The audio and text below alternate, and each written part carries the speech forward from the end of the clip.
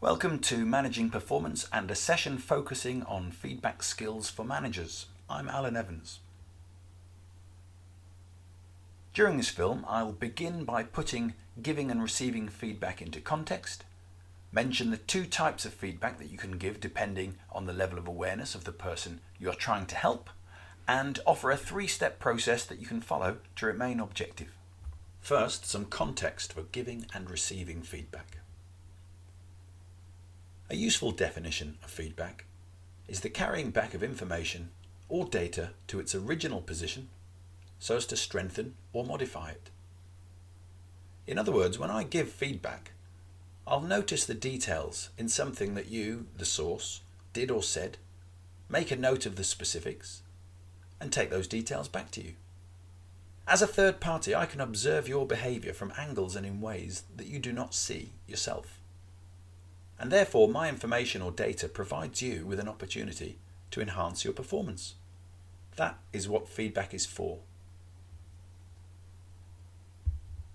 It may be relatively easy for managers, even the less experienced ones, to identify areas of performance improvement. But doing something about this in terms of starting with a feedback conversation seems to be a different story. When I've asked people these two questions over the years, in person and via online workshops and webinars, the most common reasons given have been feeling uncomfortable about giving feedback, not sure how to give the feedback, not wanting to demotivate people because they're already under pressure, not knowing how people will react and feeling that they're not very good at handling emotional outbursts, so not giving the feedback. Some people say, my direct report used to be my peer, and so it's not easy for me to give feedback. All quite common answers. The most common answers to what stops us receiving feedback well tend to revolve around ego and feeling defensive, especially for critical feedback. Embarrassment or discomfort for both positive and critical feedback. Some people have past experiences of feedback that have been negative and so avoid it. Generally, the answers seem to be linked to our unwieldy emotions and not wanting to trigger off an emotional response in somebody else. So to understand why feedback gets such a bad name on occasion, or why it's so often rejected, let's take a look at the brain. In particular, I'd like to mention three important areas of the brain. The human brain has a highly complex prefrontal cortex, more complex than that of other animals. Our sophisticated human hardware makes us intelligent and allows us to deploy our thinking skills and to positively discriminate between what we do and say. The neocortex is on or available to us when we get ourselves into an alpha state. That is to say, when our brain waves are pulsing at around 4 to 8 hertz or beats per second. We are calm, we can make rational decisions and think deeply. We can select our thoughts, recognize our feelings and choose our actions. The limbic ring is a complex area of the brain containing the hippocampus, a kind of storage center for every memory, emotion or feeling we've ever had. For instance, if I ask you to recall in detail a moment that you found very funny, very sad or scary, your limbic brain would recall all of its stored images and sounds linked to the event and set off the same physical response as if you were back in that moment. Meaning you might stifle a laugh, you might cry or find your heart racing thanks to a natural injection of adrenaline. The point here is that sometimes feelings stored in the hippocampus are unknowingly triggered by external events and associations we can unconsciously make. But you can use techniques and skills to generate an alpha state to be able to access your neocortex and plan to be able to intelligently decide what to do, say, think or feel next. The reptilian brain, the oldest of the three parts of the brain, controls the body's vital functions such as heart rate, breathing and body temperature and balance. The reptilian brain is reliable but tends to be compulsive, and it's the reptilian brain that can violently be triggered into action by our perception of these external events, flooding the neocortex with action-oriented beta waves which have been measured up to 150 hertz or beats per second. When the reptilian brain is triggered, intelligent thinking shuts down in favour of immediate action, and our bodies go into overdrive with an increased heart rate, sweating and adrenaline, imagining we'll need all of these chemicals in order to cope with the perceived threat. In this case, we have suffered a self-imposed emotional hijack. The amygdala, classically regarded as a threat detector, but also plays a core role in emotional arousal, processes events related to what a person cares about at that moment, so is more accurately a system of relevance detection. For instance, hungry people have an amygdala response to seeing food. Very empathetic people have an amygdala response to other people. Detection of relevance is crucial to survival in an environment where we are faced with lots of sensory input occurring at the same time. But which ones do we pay attention to? The answer could mean life or death. And as we're descendants of people who needed to pay a lot of attention to even the slightest rustle in the bushes, as we may be about to find food in this case, or perhaps even become food. Either way, the amygdala directs blood toward the reptilian brain and to action. It lowers the activity in other parts of the brain unnecessary for the situation, the neocortex. These fight and flight reactions are great for actual physical survival situations, but they're not much use when trying to receive or give feedback. So even today, within our social settings, we deal with a multitude of sensory input occurring at the same time. It's estimated that we send and receive around 2,000 to 4,000 mini signals to each other per day. But which ones do we pay attention to, in particular during feedback conversations? Our motivation for social behaviour is driven by a principle of minimising threat and maximising reward. The SCARF model, developed by neuroscientist David Rock, is a framework for understanding the 5 primary social dimensions from which our brains respond to perceived threats and perceived reward. Any positive emotion or reward generally creates thoughtful cortex-related action. Negative emotion or perception of punishment causes a threat stimulus, leading to a reptilian brain effort to help us avoid the perceived potential for pain. As you can see, the 5 primary social dimensions are status, certainty, autonomy, relatedness, and fairness. Humans constantly assess how social interactions either improve or reduce social status.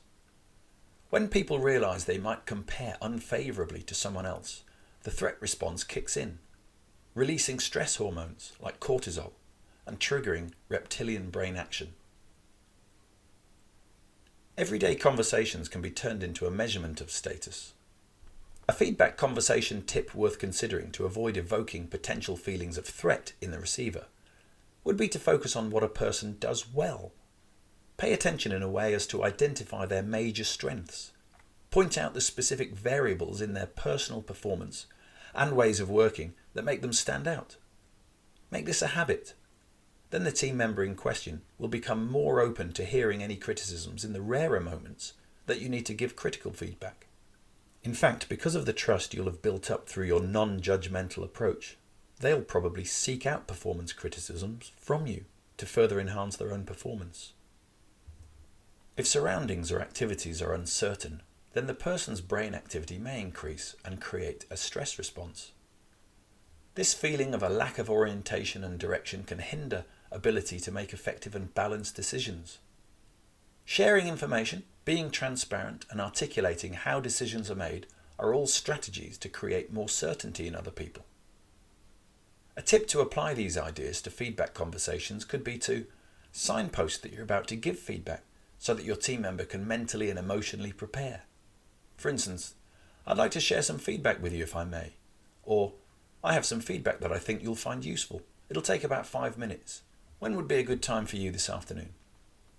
If you've been following the status tip when giving feedback, your team member will already have learned to trust your judgment and be open to whatever feedback you have, making certainty less of a threat response trigger for them. Autonomy is about how much control we have in a situation. For some, the less autonomy they experience, the more the situation is treated as a threat. To avoid evoking potential feelings of threat to a person's sense of autonomy, Where possible, consider delivering your feedback indirectly, via questions, to afford the team member room to decide which way this conversation will go, what topics they want to bring up, and to what extent they're willing to reflect upon their actions with you right now. For instance, what was your aim during the conversation with the customer? To what extent did you achieve your aim? What was their aim? Based only on that conversation, how would you rate your performance when conducting business conversations? If you were to go back, what would you do differently?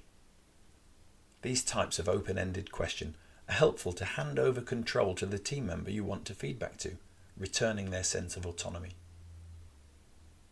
The human brain is a social machine. The connection we feel to people influences our decision making. We are designed to build groups that rely on mutual trust. Our basic instinct is to identify friend or foe. Building trust is critical to becoming friend. A tip worth considering to avoid stepping on the toes of relatedness would be to create an environment amongst your whole team or department where feedback becomes a vital and valued part of team meetings and daily conversations. Sell the value to be collectively gained by doing so. Warn of the dangers of sharing feedback and share a process and agree some rules that will minimize the threat and maximize reward. Ask for feedback yourself and demonstrate how to receive it. This will show that though you might be the boss, when it comes to learning and developing ourselves, we're all just humans. We all need feedback. Fairness is simply about our perception of whether exchanges between people are perceived as fair. When a person thinks something is unfair, the brain automatically reacts with the avoid response and goes into defensive stance. This can hinder teamwork. Fairness is when we show that we care about people equally. Experiencing fairness generates the chemical oxytocin in our brain, which is linked to feelings of love and deep trust. If we feel that we're being treated unfairly, or even witness another person being treated unfairly, any oxytocin in our brain is overrun and replaced by cortisol, the stress drug. And any feelings of love and trust are swiftly replaced by defensiveness and the fight or flight threat response. So ensure that both you and your team employ the same process, standards, and ethics with every team member when giving feedback. Having a feedback process to follow may help, so in a moment I'll share one with you. But first, I'd like to infer that there are two types or approaches to giving feedback for you to consider. For those of you who've already attended my workshop or watched my other film, Coaching Skills for Managers, you'll remember that I suggested that an effective coach will follow two principles. During conversations, they aim to raise awareness and increase a feeling of responsibility in the other person. And so, enhancing the quality and quantity of self-information whilst also leaving control over any next steps with the person being coached. Well, linked to the coaching principles, we have options when giving feedback. We can opt to enhance the quantity and quality of information a person receives by providing information extrinsically or being direct. Or we can opt to enhance the quality and quantity of information a person receives by providing it intrinsically or being indirect. Being direct means we will choose to point out aspects of a person's performance that they appear to be blind to and suggest actions to improve. Being indirect means we will choose to draw out aspects of performance through asking questions that the performer has some awareness of to both enhance that awareness and increase the potential for taking ownership and control of personal action planning to improve. Here's a simple 3-step structure that you can use and which I'll demonstrate for giving both direct and indirect feedback. I'm using the analogy of a person being like an iceberg, and to suggest that giving direct feedback is like describing the tip of an iceberg, the part that we can see. In other words, we can reflect back someone's behaviour to them, what they did and said and how they did or said it, from our point of view. BID stands for behaviour, impact and desired outcome, or possibly do next. Here's an example of how BID works using direct feedback. First, you're going to describe from your point of view what you saw or heard. So what I saw was, what I noticed that you did was, what I heard from you was. In other words, we're conveying our point of view to the feedback receiver. Then we can discuss the impact, what you did appeared to cause, or the impact on me was, or the impact on others, it had the effect of. So again, this is my point of view as to the impact of your behavior. So it's coming directly from me to you. And finally, desired outcome, or what I'd like you to do next, is I suggest next time I would encourage you to. What you could try is, again, these are all suggestions from me, making it direct feedback. When giving direct feedback, make sure you always start with behavior, with the B part. Behave like a camcorder, relaying examples and specific details of someone's actual behavior first. Don't second guess how people were feeling or what they might have been feeling or what their motivations were. This is beneath the surface information that only they could truly know. Once you've given clear examples of behavior, only then, at impact, discuss the results the behavior appeared to bring, the impact on you or others if you noted that too. On the other hand, indirect feedback can be given whether the feedback giver had witnessed a person's behavior or not. Being indirect assumes they have some awareness of their behavior and a willingness to explore their own drives and motivations for this behavior and the impact it has. Like the underneath of an iceberg, we can't see it, but the iceberg, if it were a person, would be able to describe not just their behavior at the tip, but also how they were thinking and feeling, what their values and beliefs that drove the specific behavior were, and any assumptions that they had made about the situation. For these reasons, indirect feedback can be very powerful and is often appreciated by high performers. Here's an example of how behavior, impact, desired outcome works using indirect feedback.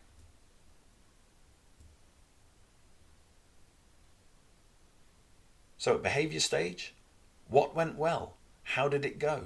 Describe what happened. In other words, rather than tell you what I saw, I want to ask you what you know about what happened. To what extent is this person aware of how they did? Once we've evoked enough information, we can ask questions related to the impact. How did they respond? What did you notice? What was the result of? Who did this affect? Once the person's reviewed their behavior and the impact it has, we can move to asking them questions about their plan to do something differently. How could you repeat this? What lessons have you learned? Etc. And bear in mind, it's always safer to start by giving indirect feedback. This way you're also checking how aware someone is of their behavior and its impact. And if their awareness is low, in other words, if they're blind to how they're coming across, you simply switch to using the more direct approach. So feedback is incredibly important for our ongoing development. As a manager, you can encourage a culture of effective feedback giving and receiving in your team by asking for and modeling how to receive feedback. But you're human too, and as such can be just as susceptible to an emotional hijack as anyone else. Once your amygdala is triggered by a perceived threat, even unconsciously, your neurochemistry will be swiftly rearranged to deal with a perceived threat, and you could find yourself acting in ways you later regret. The trick is to remember that it's just feedback, a look at your behavior from another person's point of view. They are taking the trouble, and perhaps even the risk, of sharing it with you, so behave in a way that will make them want to come back and do it more often. The more you know about people's view of your performance, the more empowered you are to act. To help, here's a simple process you can follow for receiving feedback. The first step is to listen. To listen without interruption. Wait until the person has completely finished explaining what they noted. Good eye contact and nodding may help with rapport, but if you feel this would be tricky under the circumstances, I'd suggest grabbing a pen and paper and making notes as they talk. This will help in two ways. One, it will break eye contact if you feel you might give off a "this is making me feel uncomfortable" vibe, and two, it will demonstrate to the feedback giver that you're treating their feedback seriously, have a thirst for it, and want to use it to develop yourself. After you've heard the feedback, say thank you, even if you didn't like what you heard. Thank you is to say, you've taken the trouble to give me this feedback, so even if it's critical feedback, and regardless of its quality, thank you. Remain calm. Breathe. Remember, it's only feedback. Slow things down, including your heart rate. Ask for examples. Sometimes people who are not very skilled at giving feedback give feedback. They're either not aware of models like behaviour, impact, desired outcome, or are not practiced in following a process like BID. Sometimes people say they would like to give you some feedback, but it turns out they really just want to get something off their chest. Maybe you annoyed them in some way at some point, and they have ruminated on it for so long that they've now forgotten the specifics of what you did and may even have exaggerated events in their own minds. Now they want to tell you how they felt about what you did, but leave out the factual rudiments of what exactly your role was that led to the result. The answer is to ask for specific examples, what you actually did. Remember, during all of this you remain calm and non-judgmental. Not everyone will be as skilled as you at giving feedback, but your modelling will help them. Summarise. Here you can use BID again to help you. For example, so you're saying that during the meeting I interrupted you twice, that's the behaviour, and this made you feel less like contributing, that was the impact of the behaviour, and you'd prefer that in future I allow team members to finish speaking before adding my own view. That's the desired outcome. Or, on the other hand, if their examples weren't really forthcoming, you might summarise by saying, so something I did caused you to feel unwelcome, but you're unable to put your finger on exactly what it was. But you would still finish with a thank you. Either way, finish with a thank you. Remember, it's a thank you for taking the time and to encourage more feedback, please. And now it just leaves me to say thank you very much for listening to this session on feedback skills for managers. My name's Alan Evans, and if you need anything more from me, I'd be delighted to help. Please just go to my website at www.m2mt.co.uk and drop me a line, and I'll do my very best to help you.